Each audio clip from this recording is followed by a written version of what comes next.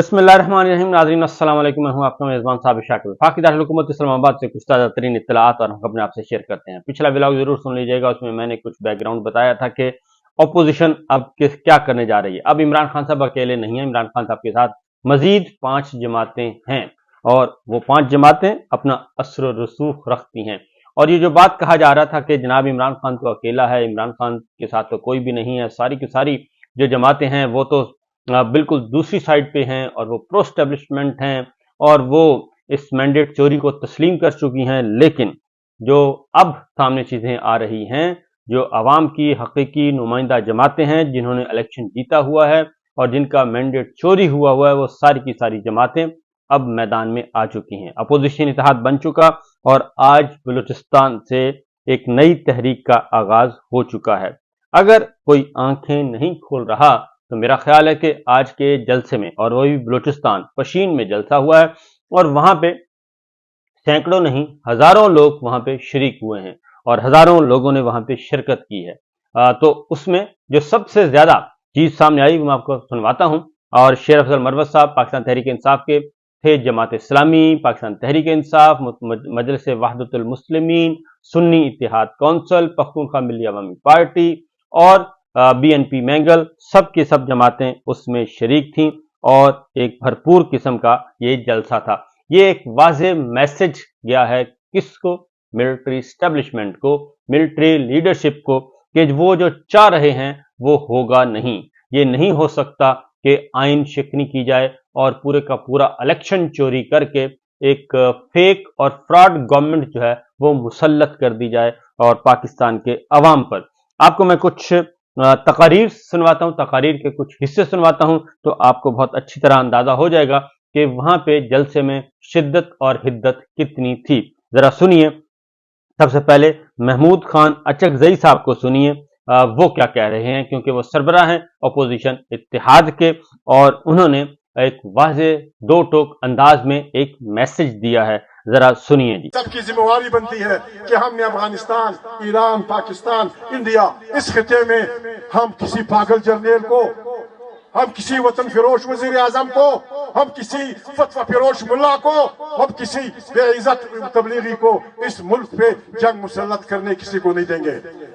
ये हमारा मुल्क है, यह हमारा मुल्क है। हम अफगानिस्तान के साथ, ईरान के साथ, इंडिया के साथ जियो और जीने दो की बुनियाद पे एक ऐसे खिते की तश्कील करना चाहते हैं जिसमें सब इंसान मजे से जिंदगी करें।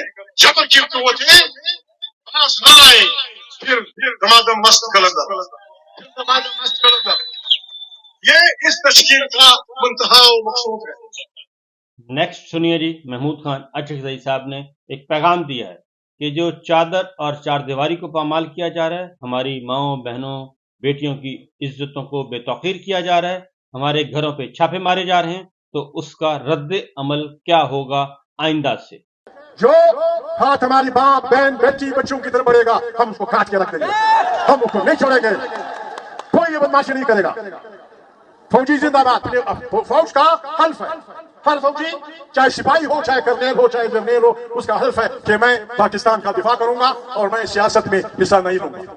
हम दुर्दश बस्ता हाथ जोड़ते खुदा के मान, खुदा के लिए, कुरान के वास्ते रहम करें इस मुल्क पे और अपने हल्फ का ख्याल रखें। आए फिर मैं आगे होऊंगा, उमर अयूब मेरे पीछे होगा, ये सारे उलमा होंगे, हम आपको सलूट करेंगे और अगर आप हमारी बेइज्जती करेंगे हम आपको वो छन्ने चबवाएंगे कि आपको पता भी नहीं चलेगा। जो बिकाऊ माल है वो असेंबली का मेंबर बन जाता है, जो बिकाऊ माल है वो सीनेट का मेंबर बन जाता है। मौलाना साहब, आप चूंकि उम्र में बड़े हम सबके मौलाना साहब, बात यह है हम पागल नहीं है, हमें अपनी माँ अजीज है, अपने बेद अजीज है, दूसरों की माँ बहनें हमें अजीज है। लाहौर के शरीफ वकील ने कहा कि मुझे फलाने इदारे के आदमी ने कहा कि ठीक रहो, हमें पता है तुम्हारी माँ कहाँ है, तुम्हारी बहन कहाँ है, तुम्हारे बच्चे कहाँ पढ़ते हैं, खुदा को मानो। अगर हमारी माँ बहनें हैं, आपकी भी माँ बहनें हैं, वो दिन मत लाओ इधर, पाकिस्तान के अवाम को मजबूर न करो कि वो दिन आए कि कोई सरकारी मुलाजिम सरकारी वर्दी पहन के गली कूचे में न फिर सके, न फिर पुलिस की वर्दी चलेगी, न फलाना की चलेगी, न फलाना की। आए पाकिस्तान को एक जमहूरी पाकिस्तान बनाए। जब लगे हुए हैं फलाने जर्नल को एक्सटेंशन दे दो, फलाने जज को एक्सटेंशन, क्यों? क्यों, किस लिए पाकिस्तान में किसी भी महकमे में, फौजी हो सिविलियन हो, किसी भी महकमे में कोई भी एक्सटेंशन कानूनी तौर पे बंद होनी चाहिए। अब जनाब शेर अफजल मरवत साहब ने भी खिताब किया है, वो भी आपको सुनवा देते हैं कि शेर अफजल मरवत साहब का क्या कहना था। ये पुलिस, ये कस्टम्स और ये एफसी, सुनो,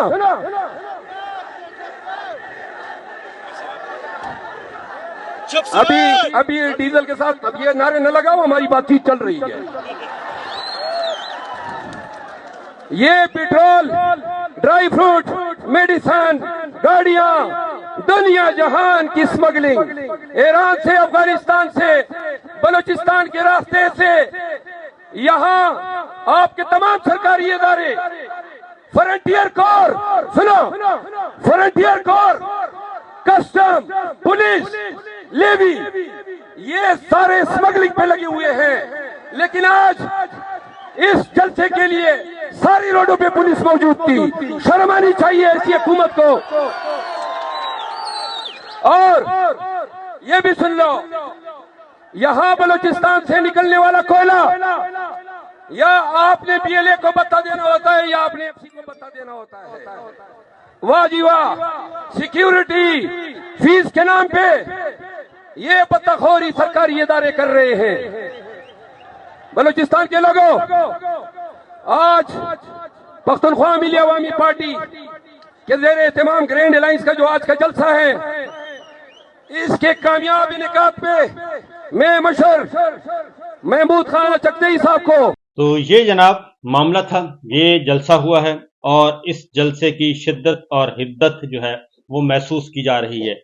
और अब जो मैं आपको बात बताने लगा हूं वो इम्पोर्टेंट इस एतबार से है कि इससे पहले इमरान खान साहब के बारे में कहा जाता था कि जी वो तो अकेले हैं, वो जेल में हैं, उनका कोई पुरसाने हाल नहीं, बाकी सारे के सारे हमने इकट्ठे कर लिए हैं।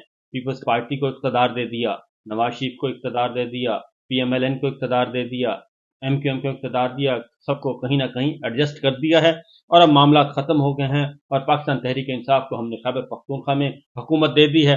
लिहाजा वो जो पाकिस्तानी फार्मूला था वो हमने सबको हर जगह पे एडजस्ट कर दिया है। लेकिन ये पहला मौका है कि ये एडजस्टमेंट जो है वो कामयाब नहीं होने पा रही और ये पहला जलसा था और ये पहला मामला था। और उसके बाद सूरत हाल क्या है ये, क्योंकि इस वक्त फोकस क्या किया जा रहा है, सानिया बहावल नगर हो या फिर 9 मई हो या फिर 25 मई हो या फिर 18 मार्च हो, ये सारे का सारा और फिर झूठे मुकदमात, जिस तरीके से पिछले 2 सालों में झूठे मुकदमात की एक भरमार है, ना ही उसमें कोई जज बचा, ना ही कोई जर्नलिस्ट बचा और ना ही कोई सियासतदान बचा, ना ही कोई दानिश्वर बचा, वो सब हमारे सामने है। तो लिहाजा ये एक इब्तदा है, शुरुआत है। और दूसरी जानिब हो क्या रहा है, दूसरी जानिब हो ये रहा है कि ये सारी पुलिस जो आज जिसका जिक्र किया जा रहा था कि सारी पुलिस वो पहुंची हुई थी इस जलसे के लिए। दफा 144 पहले नाफिज कर दिया गया था ताकि खौफ हरास फैलाया जा सके, लेकिन पाकिस्तान के अवाम ने, बलूचिस्तान के अवाम ने इस दफा 144 को दरखोरे इतना ना समझा और वो उन्होंने भरपूर शिरकत की है। और ये बलूचिस्तान से, और बलूचिस्तान को मैं आपको बता दूं कि बलूचिस्तान इस वक्त सिक्योरिटी जोन बनाया हुआ है, एक तवील अरसे से सिक्योरिटी जोन चल रहा है और वहां पे हमारी सिक्योरिटी फोर्सेज जो हैं, पहले वो दहशतगर्दी के खिलाफ जंग का मामला था और उसके बाद फिर वहां पे दहशतगर्द तंजीमें जो हैं वो मौजूद थी। सूरत हाल यह है कि इसको मामूल पर लाने के लिए क्यों कोई इक़दामात नहीं किए जा रहे और इलेक्शन मैंडेट क्यों चोरी किया जाता है। इलेक्शन मैंडेट चोरी करके एक डमी गवर्नमेंट्स जो है वहां पे बिठाई जाती हैं जिनको पजीराई हासिल नहीं होती।